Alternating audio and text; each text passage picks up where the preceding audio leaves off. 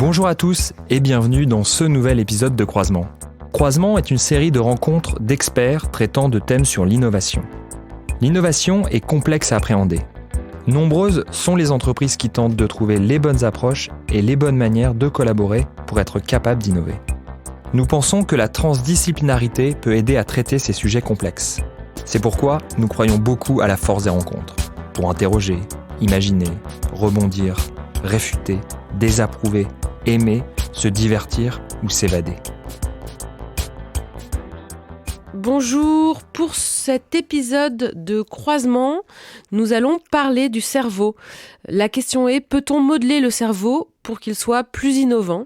Pour répondre à cette thématique, nous accueillons Todd Lubart. Bonjour, je suis Todd Lubart, professeur de psychologie à l'Université Paris-Descartes. Je dirige un laboratoire qui est dans le domaine de la psychologie appliquée. Je travaille depuis plusieurs décennies sur les thèmes de créativité et innovation. Et on mène des recherches et on essaie aussi de développer ces compétences chez des individus. Nous accueillons également Aurélie Marchal. Bonjour, donc je suis Aurélie Marchal. J'accompagne les entreprises dans leurs projets de transformation avec une démarche extrêmement empathique, collaborative et créative qui s'appuie sur le design thinking. J'intègre aussi depuis quelque temps l'approche neurocognitive et comportementale. Et j'ai eu aussi la chance de rencontrer Todd lorsque j'ai fait un certificat de formation à la créativité qui était à l'époque à l'Université Paris-Descartes. Donc on va commencer déjà avec une question. Est-ce que vous pouvez expliquer aux gens qui nous écoutent ce qu'est la plasticité cérébrale ? La plasticité, ça veut dire que le cerveau peut se développer, se transformer, que ce n'est pas figé, tout simplement. Aurélie, c'est une notion... Oui, mais je suis pas la scientifique, donc j'ai rien à redire, si ce n'est que, effectivement, je pense qu'on a cru longtemps que notre cerveau ne pouvait que se dégénérer et qu'on sait depuis quelque temps qu'il peut aussi se régénérer. Et ça, c'est plutôt une bonne nouvelle. Oui, ça c'est vrai. En fait, le cerveau se développe tout naturellement, tout au long de la vie. En fait, chez l'enfant, on peut constater qu'il y a l'émergence de certains types de pensée, de certains modes de pensée qui vont s'appuyer sur des aires de cerveau qui vont être de plus en plus renforcées avec l'expérience. Et chez l'adulte, on constate aussi que le cerveau est constamment en développement, presque comme des muscles. Plus on exerce d'un certain type de pensée, plus on va développer certains réseaux de neurones. Et par contre, des choses on n'a pas trop tendance à utiliser, ils vont un petit peu peut-être diminuer. Et donc, il y a un va-et-vient, il y a tout un développement en continu au cours de la vie.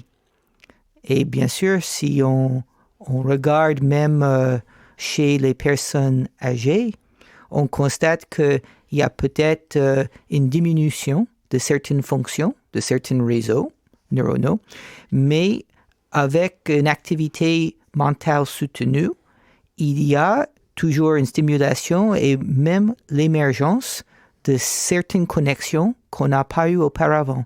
Donc tout ça est englobé dans le mot plasticité. Est-ce qu'il y a un lien entre les neurones, c'est ce qu'on nous a appris nous quand on était petits à l'école, que le cerveau arrêtait de se développer neuronalement à 18-20 ans ? Est-ce qu'il y a un lien entre la plasticité et les neurones ? Est-ce que ce que vous venez de dire dit l'inverse de ça ? Voilà, plasticité, c'est l'idée que ce n'est pas figé, qu'il y a des connexions qui vont se faire ou se défaire tout au long de avec l'expérience de la vie, chaque année, chaque jour, avec chaque expérience. Donc, le cerveau est en mouvement. Le cerveau n'est pas quelque chose de figé comme une pierre qui va rester et éventuellement s'effriter avec le contact avec le vent et la pluie. Donc, le cerveau, c'est un organe, c'est comme la peau, c'est comme toute chose. C'est en constante évolution. C'est ça la plasticité. Même si à certains moments de la vie, il y a, par exemple, la croissance de certaines aires ou la génération de neurones ou des neurones qui vont être régénérés. Et à d'autres moments, peut-être, il y a moins de régénération de neurones. Mais la connectivité, c'est très important. Comment des neurones sont connectés, des réseaux. Et ça, c'est quelque chose qui est constamment en train de bouger. Ça, Aurélie, ce sont des données avec lesquelles vous travaillez beaucoup ? Alors, moi, je ne travaille pas avec les données scientifiques du fonctionnement du cerveau. Moi, ce que j'essaye de comprendre, c'est comment on peut être dans une posture la plus agile et la plus innovante possible. Parce que, en fait, j'aide les entreprises à se transformer, donc à innover. Et pour pouvoir innover, il faut savoir sortir du cadre, il faut être créatif. Et en fait, c'est là où l'approche neurocognitive et comportementale m'a apporté des notions que je considère intéressantes, parce que j'ai découvert que on avait différentes zones dans le cerveau, enfin en tout cas différents types de modes de fonctionnement, et que en état normal, non stressé et habituel, on fonctionne en mode automatique, qui est un fonctionnement qui nous vient qui est assez archaïque, qui était celui des animaux, qui est celui des animaux et celui des hommes depuis très très longtemps, et que pour pouvoir être innovant, il faut résoudre des problèmes plus complexes, donc ce qui est quand même le cas dans notre société de plus en plus fréquemment. Il faut savoir passer en mode adaptatif et donc en mode préfrontal. C'est une autre zone du cerveau qu'il faut activer. Et donc, l'enjeu, c'est de savoir comment faire la bascule de ce mode adaptatif, de ce mode automatique au mode adaptatif. Et donc, l'approche neurocognitive et comportementale donne des outils assez concrets, déjà pour faire un diagnostic, et ensuite pour s'aider à faire cette bascule. Et donc, comme le dit Todd, après, je pense que c'est effectivement une question c'est pas que je pense, c'est une question de gymnastique. Plus on apprend à être en mode adaptatif et plus on s'exerce à l'être, plus on le devient. Et ce que je trouve intéressant pour faire le lien avec les designers et le design thinking, donc le design thinking, c'est la démarche de recherche de solutions des designers, c'est que eux, ils ont plus tendance à être en mode adaptatif. Donc, pour donner des exemples de ce que c'est que le mode adaptatif par opposition au mode automatique, c'est par exemple avoir une posture de curiosité. Donc ça, c'est le mode adaptatif. Alors qu'en mode automatique, on est plus dans la routine. Donc c'est très bien le mode automatique pour faire quantité de choses qu'on fait au quotidien sans avoir à réfléchir, sans avoir à penser. Donc c'est la routine. Ça implique aussi une certaine rigidité, une certaine simplification, un côté assez binaire, aussi des certitudes, de l'empirisme et aussi une forte considération pour l'image sociale qu'on peut représenter. Donc ça, c'est le mode automatique qui émerge aussi en situation de stress. En situation de stress, on revient avec nos fonctionnements archaïques et on retombe très facilement en mode automatique. Donc en résumé, je dirais que Todd, dites-moi si je dis des bêtises. En situation de stress, on a tendance à perdre de l'intelligence parce que le mode adaptatif, on est quand même beaucoup plus intelligent ou en tout cas adapté à des situations complexes. Et donc, le mode adaptatif, c'est le calme, la curiosité, une capacité d'adaptation, de nuance, la relativité, la réflexion et savoir se référer à son opinion personnelle, son propre jugement.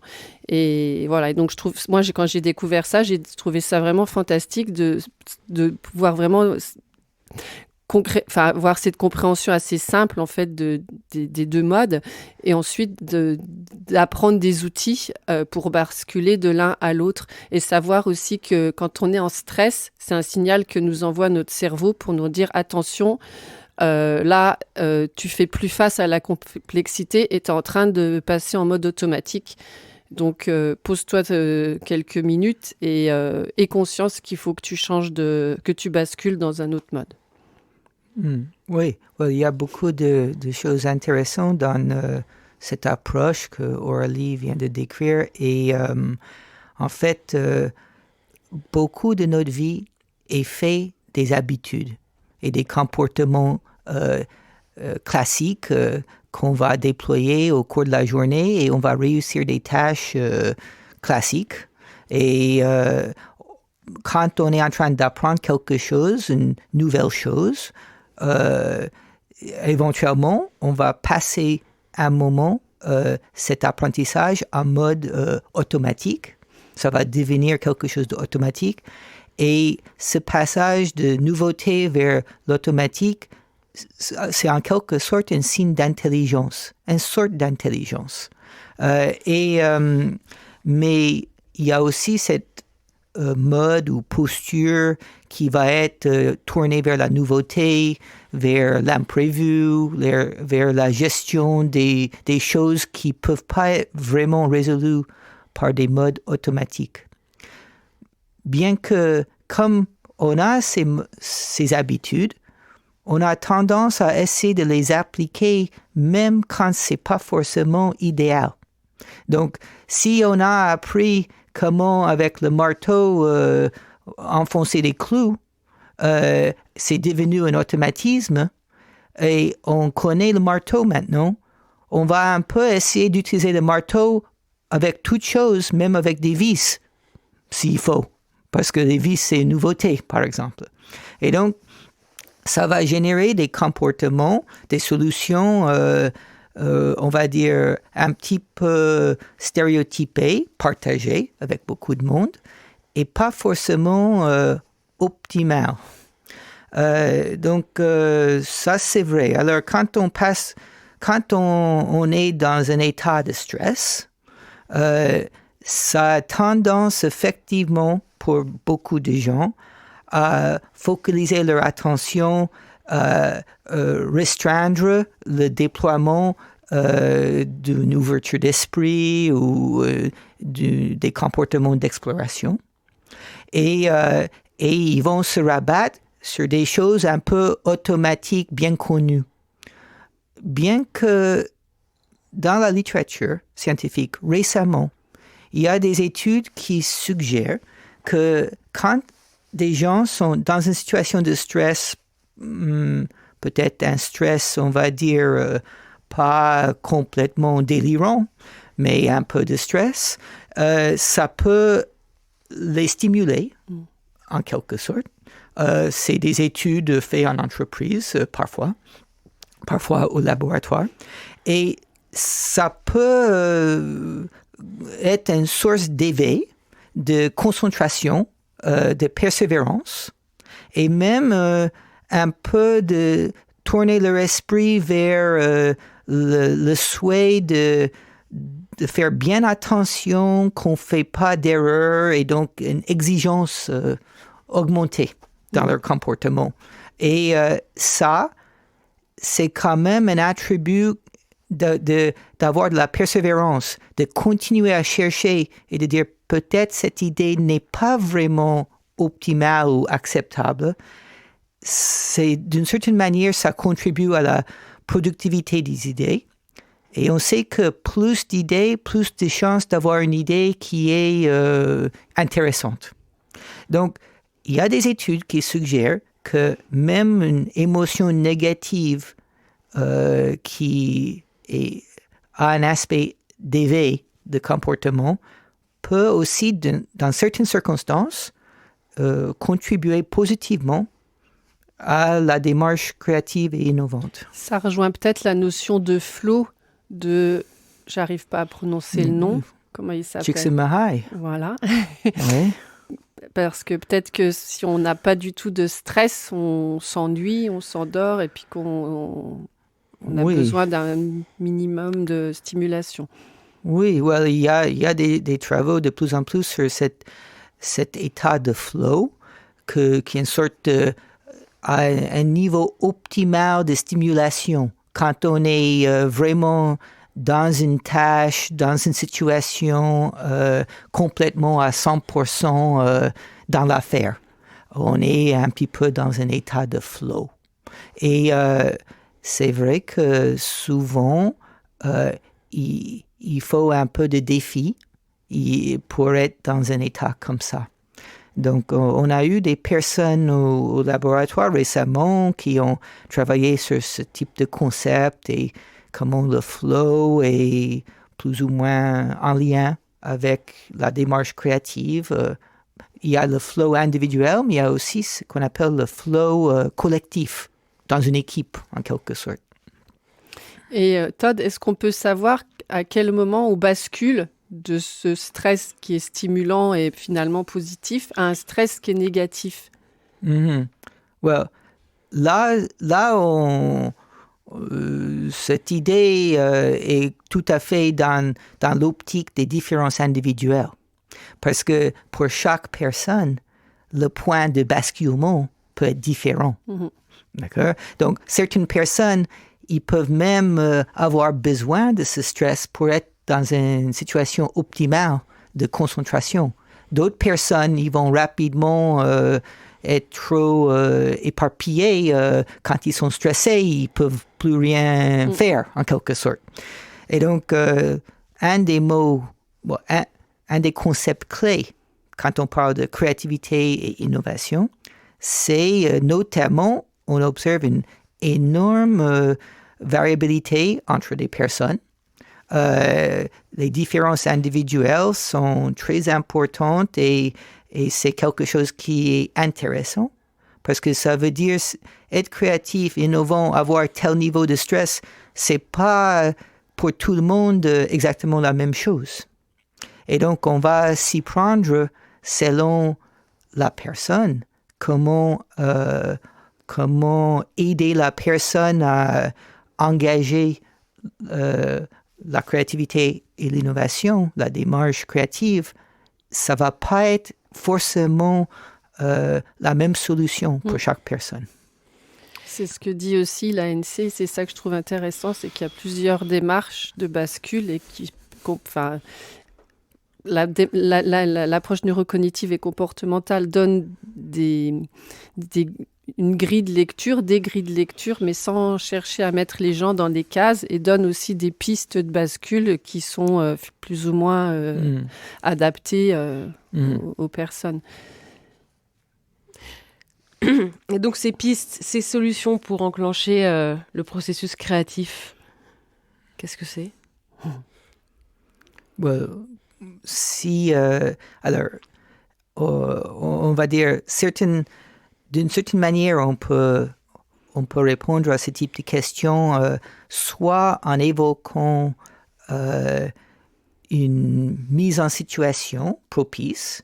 Par exemple, on sait que peut-être différentes personnes, ils vont dire, moi, si je vais dans un café et j'essaie d'écrire des choses, c'est un endroit propice pour moi, par exemple. D'autres personnes, ils ont besoin d'être tranquilles, sans personne autour. Donc, on va dire qu'on peut se mettre en contexte favorable, mais le contexte favorable, c'est pas la même chose pour chaque personne. Aussi, certaines personnes, ils vont, par exemple, aller ressourcer, chercher des idées, être stimulés par les gens de leur entourage. Ils vont passer un moment à même prendre des pauses et ça va les aider à venir rechercher le moment venu quand ils peuvent réfléchir et engager un travail de recherche d'idées créatives. Le processus créatif, c'est une des choses qu'on a étudiées au cours de ces dernières années dans différents cours de métier.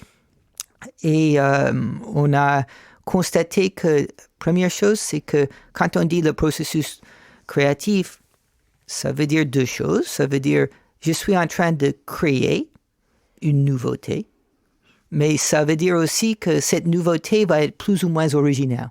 Donc, on a l'acte de création et on a le niveau de créativité de ce qu'on va produire. Et donc, déjà, c'est intéressant de distinguer ces deux volets du processus de création. Et deuxième chose, c'est de voir ce qui distingue des gens qui arrivent à produire un résultat plutôt original, inventif, par rapport à ceux qui produisent un résultat, quand même une production, mais qui est moins original. Et par exemple, on a mené une étude avec des étudiants artistes plasticiens. Ils devaient faire une sculpture au cours de plusieurs séances dans un atelier à l'université, au niveau master. Et on avait tracé leur activité et on a constaté qu'à la fin, certains de ces étudiants avaient produit une sculpture évaluée par un panel de professeurs de beaux-arts comme très créatif. Et d'autres, ils ont produit une sculpture quand même, mais c'était beaucoup moins bien noté. Et donc, on avait regardé les tracés de comment ces gens ont travaillé, comment ils ont pensé pendant chaque séance. Et on a constaté effectivement qu'il y a des enchaînements de types de pensée, de types d'activités qui différencient ces deux groupes. Après coup, on a pu identifier ça. Mais la personne qui était en train de mener son petit chemin de travail artistique savait pas qu'à la fin, ça donnera une sculpture bien évaluée comme très créative. Mais les enchaînements propices à la créativité dans le domaine art plastique, on a fait ça avec des ingénieurs, des étudiants qui ont inventé une sorte de cuisine pour un camping-car. Et avec un cahier de charges et tout ça. Et donc, il y a aussi des différences entre les plutôt très créatifs et moins créatifs, mais ce n'est pas les mêmes enchaînements. Donc, le processus créatif, c'est un peu spécifique au champ d'activité. Et alors, déjà, oui, ce que ça me fait penser aussi, moi, dans ma démarche, quand j'essaye d'amener les gens à être plus créatifs, à booster leur créativité, j'essaye toujours de les faire se déconnecter de ce qu'ils connaissent. C'est ce qu'on appelle sortir du cadre. Et donc, un exercice que j'aime bien faire, parce que sinon, on a toujours tendance à rester dans son cadre, c'est de mettre la problématique à laquelle ils doivent répondre dans un environnement complètement différent. Et donc là, ils se lâchent, ils trouvent ça super fun et ils inventent tout et n'importe quoi. Par exemple, comment améliorer la mobilité, mais on n'est plus sur Terre. Là, aujourd'hui, on est dans l'océan. Et puis, les parties prenantes, c'est des poissons, des requins, etc. Donc, ça devient du grand n'importe quoi et ils le savent. Et là, ils s'amusent et ils pensent à plein de choses. Et après, on reprend chacune de leurs idées et on se dit, mais dans la vraie vie, ça donnerait quoi ? Et ça aide. Et en fait, ça me refait penser aussi... on parle là de la créativité, on va dire, au service d'un projet, mais il y a aussi la créativité pour soi quand on a des problèmes et qu'on n'arrive pas à sortir de nos problèmes. Donc, ça rejoint plus peut-être ce qu'est le développement personnel. Donc, comment, quand on est embriqué dans une situation problématique, on fait pour s'en sortir. Et moi, ça m'a toujours amusé de remarquer à quel point, moi, quand j'avais des problèmes, j'ai des amis qui trouvaient les solutions pour moi. Et elles, quand elles ont des problèmes, je trouve mieux les solutions pour elles. Et je me dis, là, ça rejoint peut-être ce que je disais tout à l'heure, à savoir que moi, je suis stressée par mes problèmes, d'autant plus qu'ils me touchent personnellement. Et donc, je tombe en mode automatique et j'arrive pas à m'en sortir. Et elle a de la distance, elle a de la relativité et donc elle trouve des choses qui sont beaucoup plus originales et pertinentes.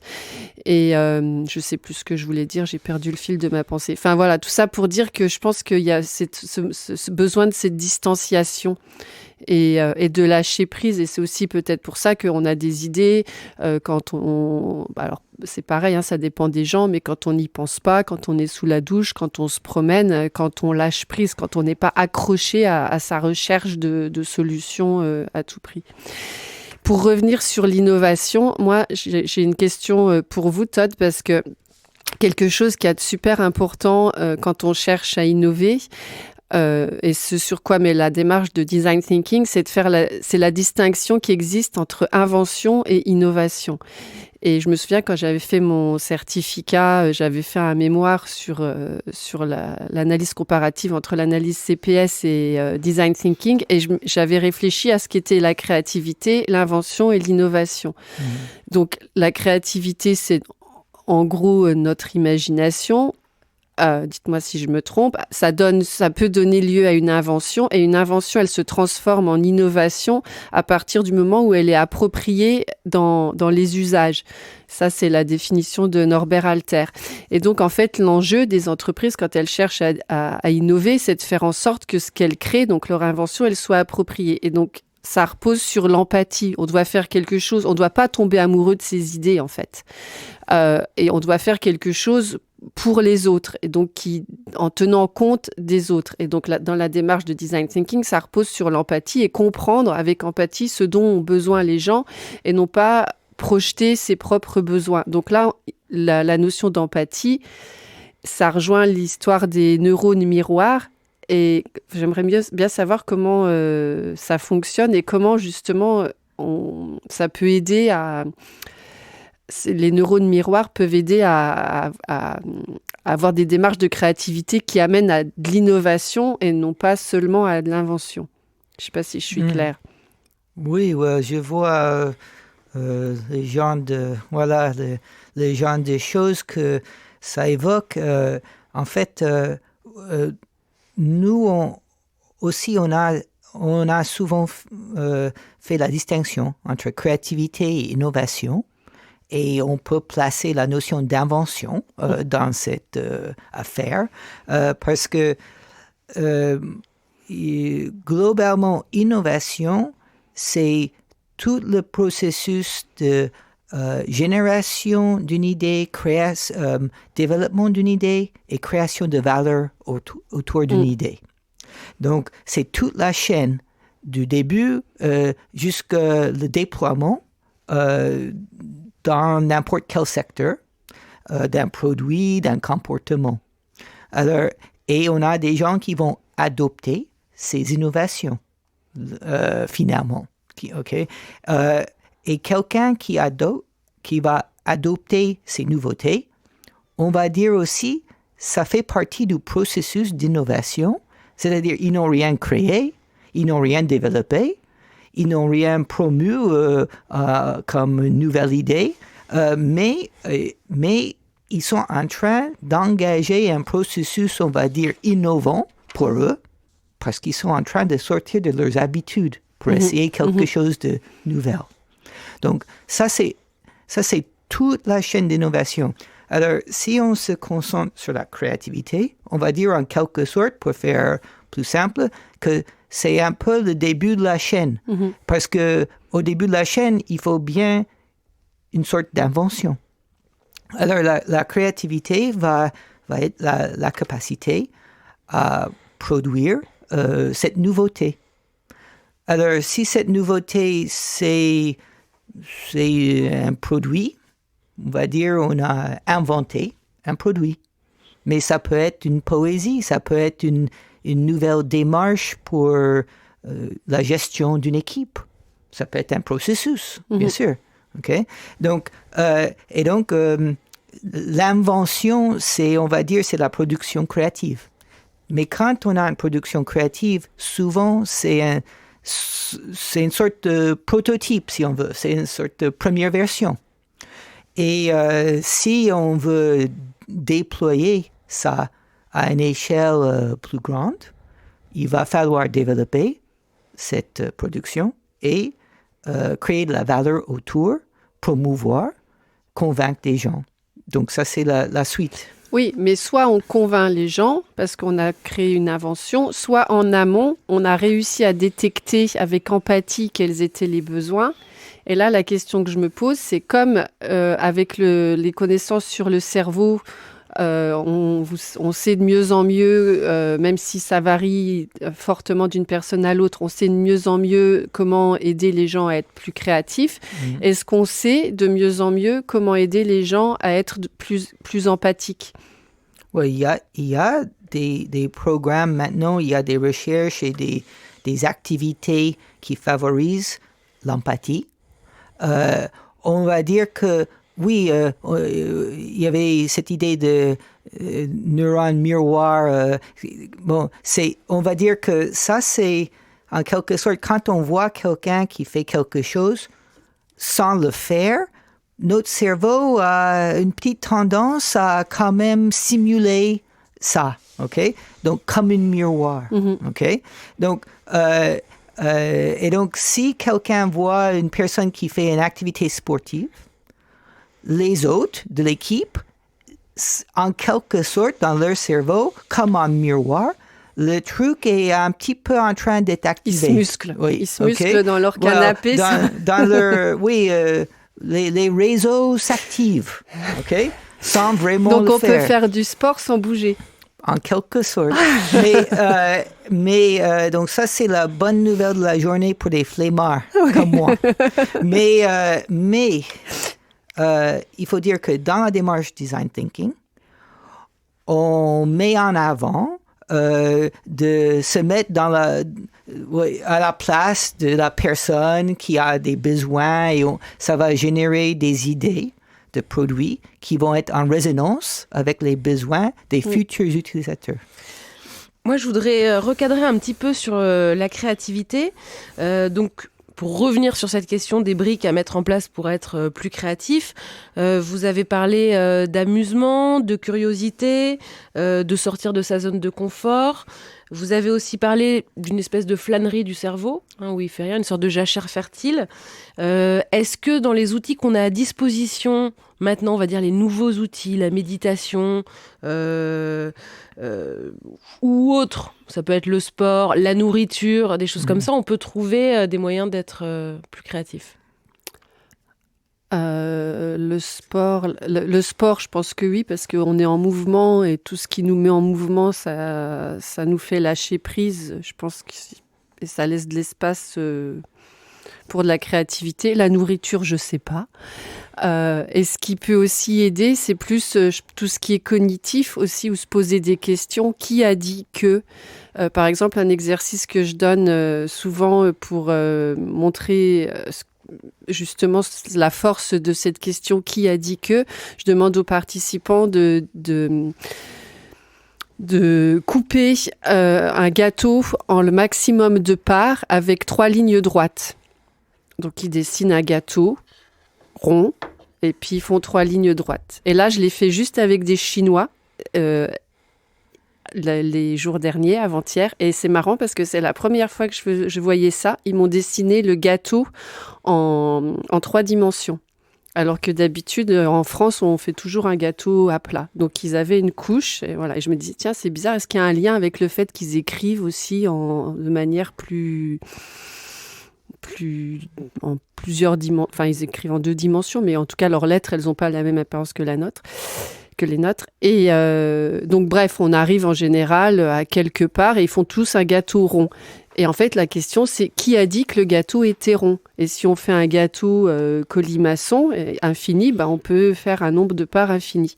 Donc, il y a aussi des techniques plus cognitives qui poussent à la créativité. Qui a dit que? Faire plein d'hypothèses. Ou aussi... par exemple, quand on est pris dans un problème et qu'on cherche comment s'en sortir et puis qu'on voit que les côtés négatifs pour se détacher. Alors, c'est pas tant de la créativité, c'est du détachement. Donc, c'est la première étape. Ce qui est intéressant aussi, c'est de chercher à voir les points positifs lister les points négatifs des situations, des solutions qu'on envisage, lister la solution, la situation dans laquelle on est, lister les points négatifs, lister les points positifs et ensuite faire les points positifs des points négatifs et les points positifs des points négatifs. Inversé, je crois que je me suis embrouillée. Enfin bref, en tout cas, essayer de relativiser. Et ça permet de dénouer un peu des nœuds au cerveau. Et après, il y a des pistes qui apparaissent plus ou moins facilement. On démêle un peu une pelote. Donc il y a aussi, des choses vraiment de l'ordre de la réflexion qui peuvent nous aider à être créatives. Bon, moi, je dirais en réponse à cette question, comment booster la créativité et l'innovation, pour moi, il faut partir de l'idée qu'il y a un certain nombre d'ingrédients d'esprit qui sont importants pour la créativité et plus généralement pour l'innovation. On peut essayer de mesurer ces ingrédients, mais certains sont des types de pensée, des capacités intellectuelles ou cognitives, et d'autres sont plus des traits de personnalité, des manières habituelles d'agir, par exemple, prise de risque, etc. Et donc, soit, comment booster ça? Soit on va travailler sur un certain ingrédient où la personne est un peu en manque, on va dire, et sur le long terme, on va amener des expériences de vie qui fait que la personne est de plus en plus preneur de risques, par exemple. Okay? Ou si c'est la pensée analogique, métaphorique qui est propice à la créativité, on va développer ça à long terme. Mais au moment d'engager dans un travail de projet, la personne va éventuellement avoir besoin du soutien ponctuel. Et là, je pense qu'on peut plutôt parler de, par exemple, comme Aurélie a évoqué, ces méthodes ou techniques de créativité qui sont un petit aide ponctuelle quand on a un peu de mal à s'en sortir et on va déployer une technique de créativité. Et il y a beaucoup de techniques et il faut choisir ce qui est convenable. Mais il y a aussi une autre piste pour booster la créativité, et c'est la piste de l'environnement. C'est-à-dire, on va mettre la personne dans un environnement stimulant, soutenant, qui donne des leviers pour aider, en quelque sorte. Et donc, c'est peut-être un soutien par des gens stimulants qui sont dans l'entourage, mais c'est peut-être aussi un soutien par l'environnement physique qui, par ces indices, suggère qu'on peut faire des choses qu'on n'a pas l'habitude à faire. Voilà. Je crois aussi qu'il y a beaucoup de personnes qui croient qu'elles ne sont pas créatives. Et quand on leur montre que si elles le sont parce qu'elles ont déjà réussi à faire telle ou telle chose, ou que là, elles sont en train de faire telle ou telle chose et que c'est de la créativité, il y a une bascule qui s'opère, elles prennent confiance. C'est aussi une question de confiance, je pense. Et puis, la porte, après, c'est aussi de la gymnastique, mais déjà, elles ouvrent la porte. Et puis après, ça pourra les mettre sur le chemin d'une plus grande créativité. Oui, cette idée de concept de soi comme quelqu'un de créatif ou pas créatif, c'est quelque chose d'important, c'est une posture, c'est une vision de soi-même. Et ça peut jouer. On peut avoir des gens tout à fait capables, techniquement, sur le plan des capacités mentales, par exemple, mais comme ces gens ne croient pas capables, finalement, ils vont réaliser ce qu'ils pensent va arriver, c'est qu'ils ne vont pas avoir des idées parce qu'ils pensent que c'est voué à l'échec. Donc, il y a aussi tout un travail qui peut se faire autour de comment on se voit dans une posture créative. Est-ce qu'on se permet ça? Est-ce qu'il est possible de déterminer la créativité de quelqu'un en passant son cerveau au rayon X ou enfin je sais plus comment s'appelle pas au rayon X, je sais plus comment s'appelle votre imagerie là avec toutes les couleurs. Ouais, il y a effectivement il y a des possibilités par les scans, etc., de voir comment le cerveau de quelqu'un fonctionne quand la personne va faire une tâche de génération d'idées. Mais et certaines aires globalement sur la population. sont davantage impliqués dans des tâches de créativité que d'autres aires du cerveau. Mais je reviens à l'idée que chaque personne a sa petite manière à tourner son cerveau et s'appliquer. Et donc, le côté individuel va faire que c'est pas vraiment évident de voir selon comment votre cerveau s'active que vous êtes en train de engager bien ou pas bien la démarche créative. Mais on peut, sur le plan comportemental, mesurer en quelque sorte des ingrédients de l'esprit. Et si vous avez plus ou moins ces capacités, on peut un petit peu prédire que vous allez être en bonne position ou moins bonne position à les déployer. Aurélie, est-ce que vous repérez les personnalités créatives du premier coup? Et si oui, avec quel type de comportement? Je les repère pas du premier coup, je les repère au fur et à mesure de la journée, des ateliers. Et peut-être que les comportements... Après, je sais pas si ça démontre qu'ils sont plus créatifs que d'autres. Ce que je vois, c'est que certains sont plus expressifs que d'autres, donc à prendre avec nuance. Hein. Je sais pas, peut-être qu'une personne très réservée peut être aussi créative, mais qu'elle le montre pas. Mais ce que je vois, c'est le plaisir à faire.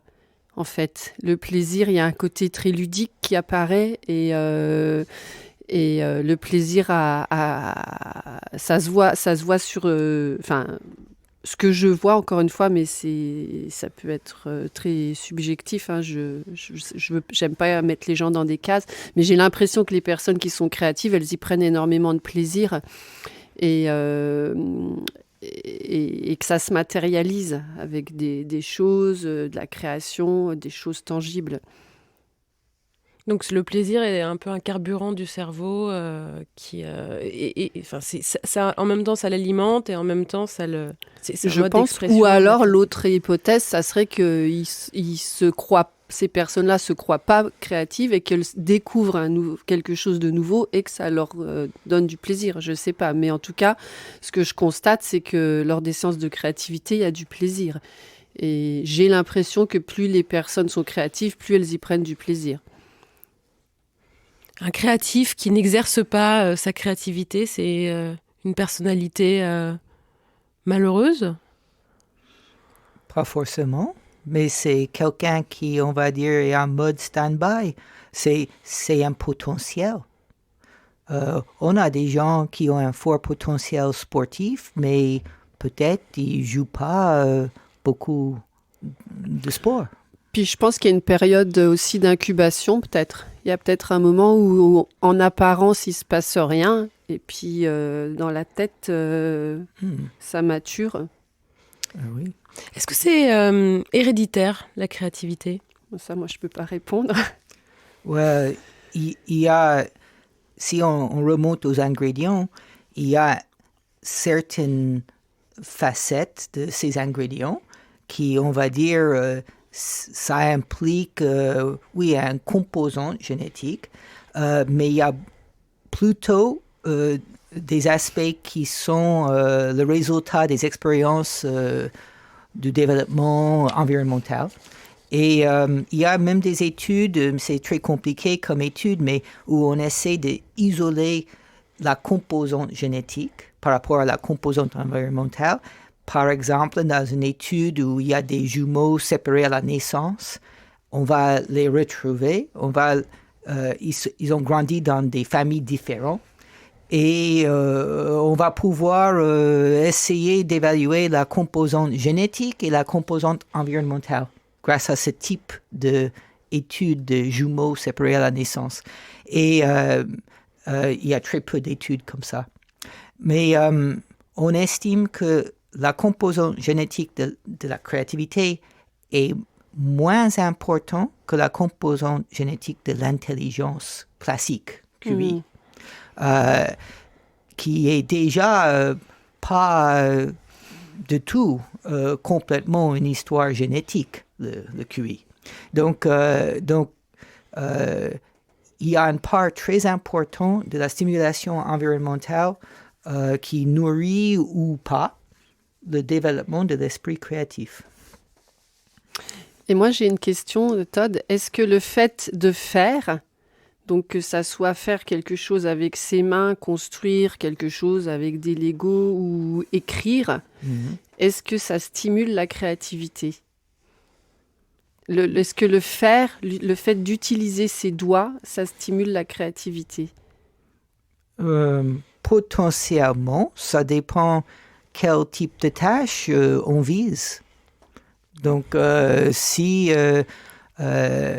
on est dans une tâche, on va dire, artistique, design ou quelque chose, il se peut que c'est une manière de stimuler la pensée en faisant. Ça dépend.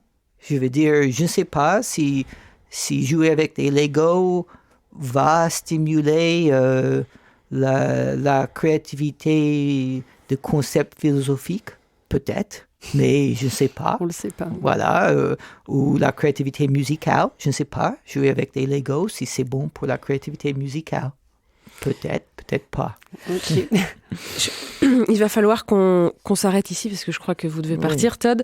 Est-ce que vous avez un mot de la fin, quelque chose que vous voulez ajouter, peut-être une anecdote par rapport à quelque chose que vous avez découvert tous les deux, chacun de votre côté, dans ce travail que vous faites sur la créativité. Sur quoi est-ce que vous voulez finir ? Nous avons, au cours de ces dernières années, étudié la créativité en environnement virtuel, dans un espace de genre Second Life. Et on a constaté deux choses. Quand on met des gens dans un espace, une salle virtuelle qui est un peu différent d'une salle normale, ça peut les induire à emprunter le chemin de la pensée créative parce qu'ils sont dans un espace propice. Et quand on met des gens dans un avatar qui a l'air créatif, comme on va dire un avatar einsteinien en quelque sorte, en fait, il se permet d'engager la pensée créative davantage que quand ils sont dans leur cours habituel. Et donc, la mise en situation a un aspect soutenant à la créativité. On a pu mettre en évidence. Ça me fait penser à une expérience que j'avais vécue, justement à la formation approche neurocognitive et comportementale, où ils nous ont fait une espèce de mini-séance de méditation où ils nous ont raconté qu'on était en fait un martien, mais que sur Mars, on n'avait pas de corps. Et que donc là, on venait sur Terre et que c'était la première fois qu'on rentrait dans un corps humain. Et que donc, petit à petit, on a rouvert les yeux et on découvrait ce que c'était que d'avoir une main, des bras, des jambes. On était debout, donc la sensation d'équilibre et tout ce qu'il y avait autour de nous.